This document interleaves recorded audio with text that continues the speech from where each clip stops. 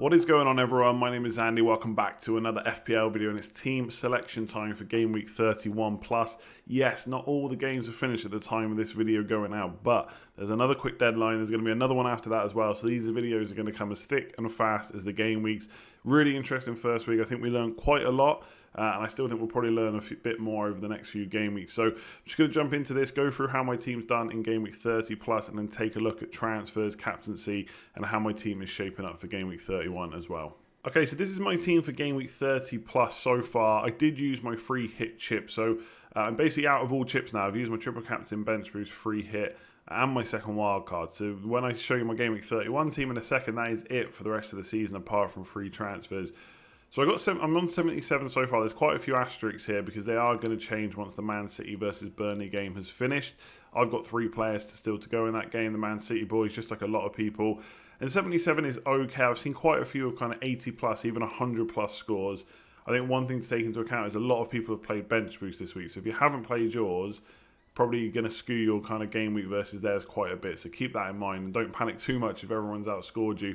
Overall rank is actually slight green arrow for now, but I've already seen on livefpl.net that when Salah didn't come on, all the vice captaincy switched. A lot of them went to De Bruyne, and all of a sudden my green arrow is now red. Now that could change tonight because I've got 3 Man City players, but it's not looking good. It is a pretty weak score so far, and overall 1,682 points. In terms of what happened, I mean, I'm really happy about Doherty and Trent Alexander-Arnold. I went for both of them over going for kind of Mount in a 3-4-3. Obviously, Mount did play well, maybe a little bit unlucky not to get any points, but the ultimate thing is he didn't get any points, and I was much better off with Trent and Doherty. So they did really well, and I think Doherty is probably one of the biggest bandwagons now going into game week 31, and for very, very good reason, which I'm going to talk about in a little bit. Elsewhere in the defence, it just kind of went wrong this week. Leno got quite a few saves against Man City, was quite happy with that. I kind of hoped for a clean sheet against Brighton. Whether or not they would have got one with Leno on the pitch, we can't really say for sure. But it obviously didn't go well for him, getting injured. He's now probably going to be out for the season, even though we don't know that yet. So a score of 6 is fine in a single game week, but I would have hoped for more. I think if I hadn't gone for Oliver McBurney, which, look, I'll put my hands up and say that was an awful punt. I mean, Sheffield United going forward were just so bad. There was nothing good about them. Had hardly any shots of quality anyway. I watched both those matches, and I really wish I hadn't had to be honest, because they were awful. And if I hadn't gone for McBurney, I probably would have gone for Henderson in goal, so that would have been 13 points. So those that went for Henderson in the Sheffield United defence really came out on top. Lundstrom I felt like I had to put in once I knew he was starting the first game. Potential for points off the bench and maybe a clean sheet in the second game if he started, which he didn't. And he actually came on and conceded 2 goals, which meant he actually dropped his only appearance point, or his appearance point in the second game, so he didn't gain anything. And John Egan, I mean, how unlucky can you get? A red card? It was 2 yellow cards. The first one shouldn't have been a yellow card.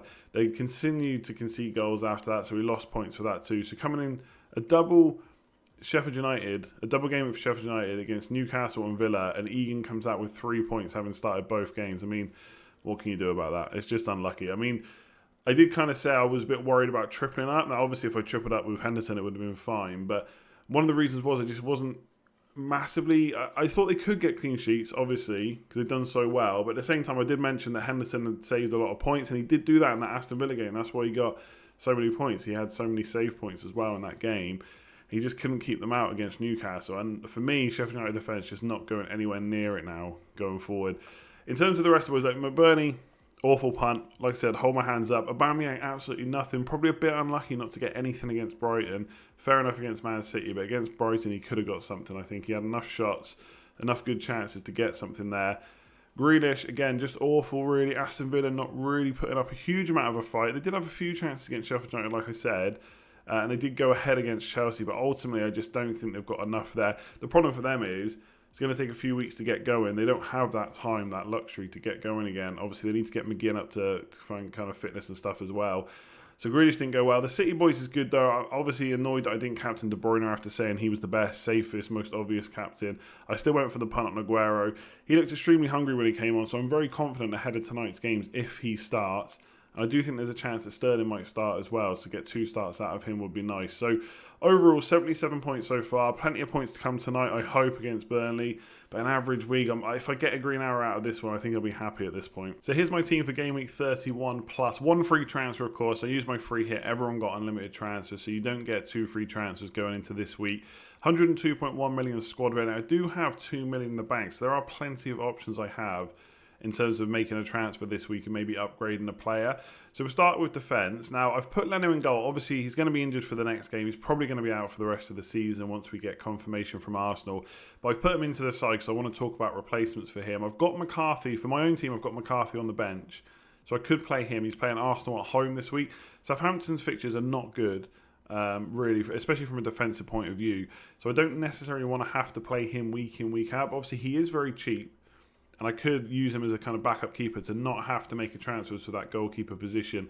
If I was going to make a transfer to Leno or from Leno, and I don't think it's a bad idea to use a goalkeeper transfer, especially obviously if Leno's your only one. There's still 8 game weeks to go, so plenty of points to be had. My 2 favourite options, I think, are Pope. Plays for Burnley, been extremely consistent this year. I'd expect clean sheets from them. Obviously, we haven't seen them play yet, but it's going to be Man City, so how much can we really garner from that fixture anyway? But I just think he's been good. The fixtures are good. He's a good price. A potential for bonus when they get clean sheets as well. And a few save points along the way too. So I like Pope at 4.9. The other options around that price, like Dubravka, is just a little bit more expensive. Newcastle do have good fixtures though, but you can get Lascelles for 4.3 million. You can get Fernandes from the same team for 4.6 million. So I wouldn't necessarily go for Dubravka. Guaita for Crystal Palace has been really good. As people said on the stream tonight, you know, he is probably going under the radar a bit, but Crystal Palace's fixtures are not good. Would I rather have Van Arnold from them? Maybe. Foster at Watford again. I just prefer Pope. I just think the fixtures are very similar between the two, and I would always opt for Pope over Foster, even though Foster's a really good keeper. So there's not too many other players or goalkeepers around that price that I would want. Patricio is one, because I think Wolves fixtures are really good. With Bolly in the team now, they've got 8 clean sheets in 14 games, and with the fixtures they've got, I'd expect that to continue going forward. The problem with him is obviously he blocks an outfield player. So I've got Saiss. Would I want Doherty as well as Saiss, not instead of? Potentially. You got Jota up front as well. So I'm not sure if Patricio is that good of an idea when he's going to block points or block the potential for points elsewhere, not being able to get a third Wolves player. So that's my considerations for those ones. The other goalkeeper that I like the look of now is Martinez. 4.2 million for Arsenal. Look, how many clean sheets are Arsenal going to get along the way? I'm not sure, but they'll surely pick up a couple at least for the remaining game weeks. If you can get save points in the other ones, 4.2 million, he doesn't need to get you a lot of points to be good value. So I'm pretty tempted just to get him. That would give me McCarthy and Martinez for less than 9 million, 2 playing goalkeepers. They don't rotate very well, to be fair, which is a bit annoying. But at least if one doesn't play, you've got the other one. So 4.2 million, I think him or Pope are probably the ones that I would go for. There's Edison. Man City's fixtures are incredible after Chelsea and Liverpool, and he is very nailed on, but he's 6 million.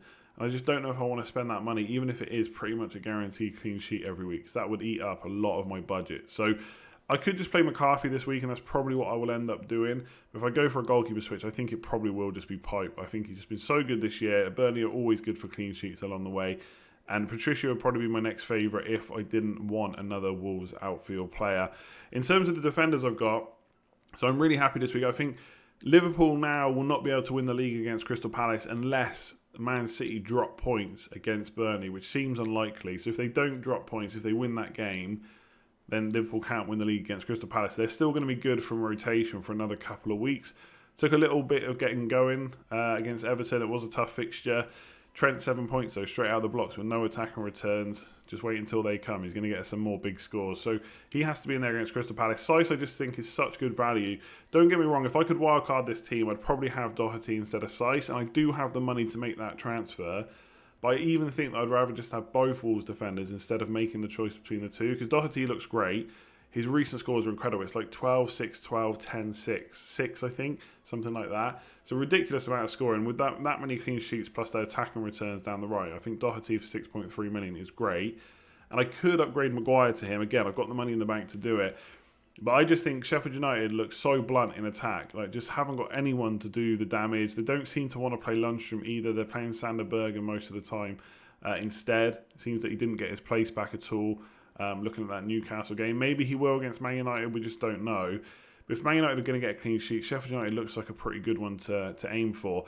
And I just can't get the picture of Maguire scoring from a Fernandes free kick or corner out of my head. Like Fernandes' kind of creativity and distribution from set pieces is so much better than anything we've had for a while, that at some point Maguire is going to get his head on the end of it. So Man United defender, I just think the fixtures are so good going forward, and that you could go David De Gea in goal for 5.3 million, but I think there's just better options for cheaper. So Maguire's in there right now. I don't think I need to make a transfer for this. I could get Doherty, and it is a consideration. I would really want him on a wild card, but for me, I'm just not going to make the upgrade. I'll potentially look at getting him in another way, which I'll talk about in just a sec. So adding in the midfielders, the one kind of standout for me that I'm a little bit worried about is Mo Salah. He didn't play in that game against Everton. Now, him and Robertson Klopp said they hadn't played as many minutes as the other guys. They had to miss a game. They didn't necessarily train as much as everyone else. That's why Robertson wasn't in the squad and Salah was only on the bench. Now, he did say they should be fine for the Crystal Palace game, but does that mean they're going to start? I'm just not 100% sure. If Salah had come on in that Everton game and got some minutes, whether it be 5, 10, 20 minutes, then I'd be more confident that he would have started against Palace. And I think there is still a good chance, because obviously everyone that started that Everton game now has played some minutes. They may need a little bit of a rest in the next game. Klopp may make some changes. I'm not saying he'll make wholesale changes, but he might make some changes, which gives space to Salah to come in. And obviously, Liverpool are going to want to win the league sooner rather than later, so they are going to want to play Salah sooner rather than later as well. So if I had to put money on it, I think he'll start. I'm just not sure I would put too much money on it. And the fact that he didn't get any minutes in the Everton game is a little bit worrying. It's definitely enough to put me off captaining him. I mean, if you had Mane, obviously he could be a good captain option. I do think there isn't a standout captain this week. You know, sometimes you'll see like Salah or Mane, maybe they've scored 3 or 4 goals in the last 4 or 5 games. They're on absolute banging form. They're about to play kind of Norwich or Bournemouth at home. They do stand out in that kind of week as a really, really good captain. This week, I just think Crystal Palace are not a team I would expect to get battered. We haven't seen teams kind of come out of the blocks and do really, really well yet. I think Wolves did okay against West Ham, but they didn't really blow them away. And obviously Newcastle beat Sheffield United 3-0, but I wouldn't expect Newcastle to score 3 goals in a match too many times. So I don't think there's a huge standout captain option. Obviously, players are still trying to get up to speed. So if Salah was fit and had played that first game, then yeah, maybe I'd look at him as captain. For my personal team, there's no way I'll look at Salah captain this week, just in case he doesn't start. De Bruyne, I mean, arguably De Bruyne should be captain week in, week out. And Chelsea did concede to Aston Villa, and I fully expect Man City to score. But I just think, again, and I know I say this a lot, and sometimes it backfires, but if there's a week where I'm not going to captain De Bruyne, it's probably going to be against Chelsea and then Liverpool next week. Bearing in mind that Liverpool, unless Man City drop points against Burnley, which I'd expect Man City to win, we'll have to wait and see what happens. Liverpool can't win the league at Crystal Palace. So then the next time they could win the league would be against Man City. So that could be a huge game. Will it be tight? Will it be open? Basically, I don't think I'm going to captain De Bruyne in the next 2 weeks. So I've actually got my captain right now on Fernandes. So Sheffield United has not been a game that I'd want to target for attacking returns for most of this season. But I said it on last week's videos. Dean Henderson's been bailing them out a lot. We saw that against Aston Villa. We saw that for a little bit against Newcastle. Obviously, didn't help in the end because they conceded 3.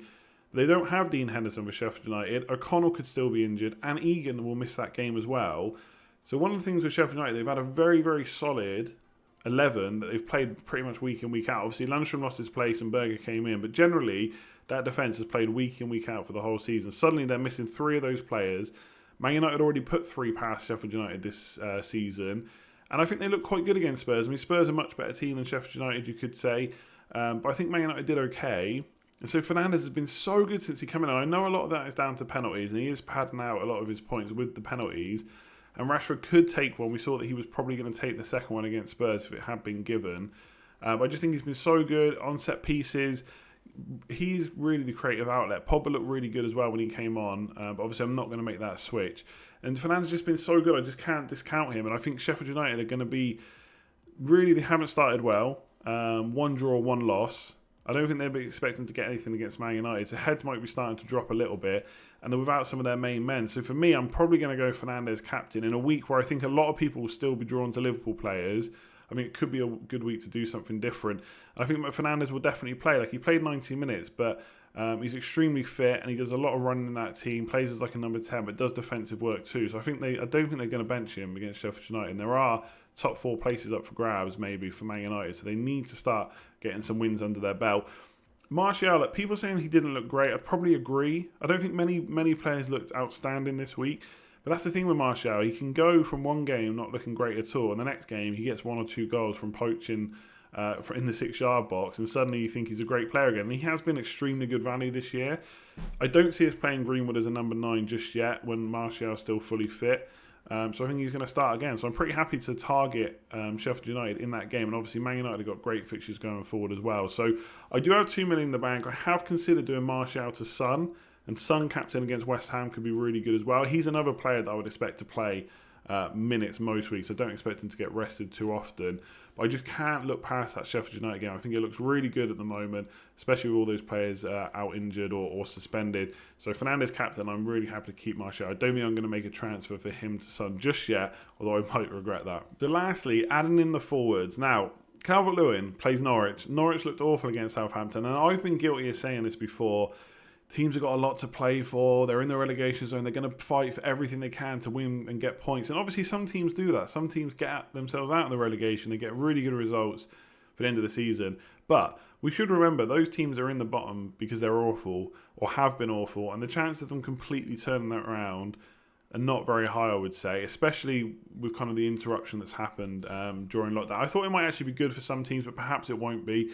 So I think Southampton showed what they can do against Norwich. I think Everton looked quite good against Liverpool. Liverpool did dominate for large chunks of the game, but especially towards the end, Everton looked really good. Calvert-Lewin was so close to being onside, and he did slot the ball home as well.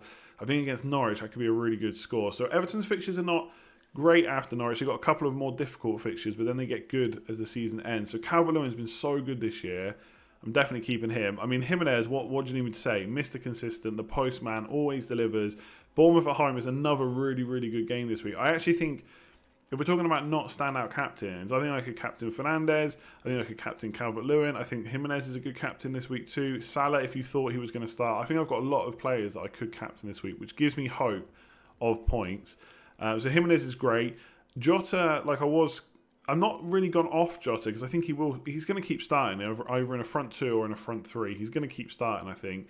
So I haven't completely gone off him, but Doherty just looks so good with Bolly in the team that he's probably the third player that I would want. Now I've got Danny Ings, and my initial reaction was to worry a bit about their fixtures, even though he's done well in tougher fixtures this year. I think he's got Arsenal at home, Watford away, and a couple of more tricky games. So his fixture run is not great at all. And I don't want to just think because he scored against Norwich that's going to keep happening. But the fact that he's come straight back in and scored, albeit against Norwich, maybe he's going to continue this form. And to be honest, given him the Arsenal game, they're not exactly, although Arteta has improved them defensively, they're not really keeping clean sheets. If anyone's going to score for Southampton, Ings is still the man. So I'm pretty tempted to keep him. The one thing I have considered is going to a 4-4-2 and switching Ings to Doherty and maybe doing that. My only worry about that is I can't really do it this week because that would take a hit and I don't think it's worth it. But once you do that, once you want to take money back out of that defence, you've got to make 2 transfers again if you want to go to a 3-5-2 or back to a 3-4-3. So it's 2 transfers to go into it and 2 transfers back. Now Ings is pretty much the same price, or he's a little bit more expensive, but I got him cheap. But I could pretty much switch Ings to Doherty for a pretty good price. The other disadvantage of doing that as well is you take out one of the defenders like Taylor or Egan, who are going to play most weeks when they're not suspended anyway, and you have to put in a kind of 4.3, 4.4 million forward like Nketiah, but they're not necessarily going to start week in, week out. That's the one good thing about cheap defenders. So I could do that 4-4-2 and then maybe have to switch back at some point. But I just think Danny Ings probably doesn't deserve to be taken out for a hit against Arsenal as much as I want Doherty. So I do have 2 million in the bank. I think Leno to a different goalkeeper could be on this week. Size to Doherty, I just don't think that's where I want to spend my money. And I don't, because it's not that I think Doherty is a bad pick. I just think Sice is a really good value player, and I might want to make an upgrade somewhere else in this team at some point, like Martial to Son. So I want to give him one more game. I think the overall feeling for me this week is, do I know enough after just one game week to start making transfers when my team has extremely good fixtures this week and are all extremely good players? Well, I think they are, mostly anyway, extremely good players. You might disagree with someone like Maguire, but I think Sheffield United looks so awful in attack that could be another clean sheet for Man United. So I just think maybe I'll give them one more game. See, because we've only had one game, so most players are going to play. How much rotation do we get this week? Is there then going to be more rotation the next week? That's going to be hard to guess. of course, but we might get a little bit more of a clue. You know, after this game week, obviously we then got 2 game weeks of data, not just 1. So I'm pretty tempted to make no transfer this week because I'm happy with my team. Martial to Son, like I said, or maybe getting Doherty in, but I think I just play McCarthy this week and not worry about the Leno transfer and just worry about that down the line. And then next week I've got 2 free transfers. I could do Ings to Doherty if I wanted to go 4-4-2, or I could just make the goalkeeper plus an outfield change. I'd have lots of options for a game week that's going to come around very quickly again. So if we do get some injuries and stuff, I'll be able to react. So that's the team. Let me know what you think. So that is it for this one. Hopefully you have enjoyed it. If you have, make sure to give it a like. That really does help the channel out. Subscribe if you're new around here as well. Hit that notification bell so you know when all the videos are going live. Leave me a comment below as well. Let me know what you thought about this team. If you want to follow me, Instagram, Twitter links are below. And there's also a Patreon link as well if you want to support the channel even further. There'll be a new mini league in July as well to try out. Plus you can come into our Slack channel and start discussing the FPL even more with me and all the other Patreons as well. Otherwise, I'll leave it there. There's going to be a couple more videos coming up on screen if you want to check them out. Otherwise, I'll catch you later. Cheers all.